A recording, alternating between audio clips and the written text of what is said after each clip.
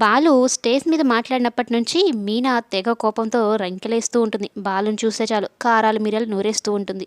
తాగి ఎలా పడితే అలా వాగుతూ ఉంటావు అనైతే అంటూ ఉంటే, ఏంటి మాట్లాడితే తాగావు వాగావు అంటుంది. నిన్న రాత్రి నేను తాగేసి ఏమైనా అనేసే ఉంటాను, అందుకే ఈ పూలకంప నన్ను మొల్లకంప అంటుంది. మీరు ఏమండి అనేది, నువ్వు ఏరా మొల్లకంప అన్నట్టు మాట్లాడుతుందన్నట్టు ఆశ్చర్యంగా ఆలోచిస్తూ ఉంటాడు. మరోవైపు రోహిణి కూడా వర్ధన్‌కి గట్టిగానే బుద్ధి చెప్పింది.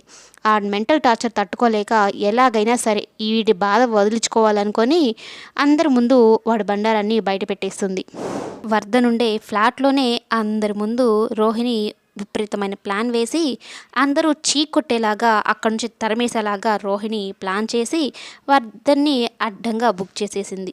ఇక జీవితంలో ఏ అమ్మాయి జోలికి వెళ్ళడు. అలాగే రోహిణి ఏమంటుందంటే, "నువ్వు మామూలు అమ్మాయిలతో పెట్టుకుంటే సరిపోయుండేది. నా అట్లాంటి అసాధారణమైన అమ్మాయితో నిన్ను ఎలా వదులుతాననుకున్నావు" అంటూ గట్టిగా వార్నింగ్ ఇచ్చేసింది.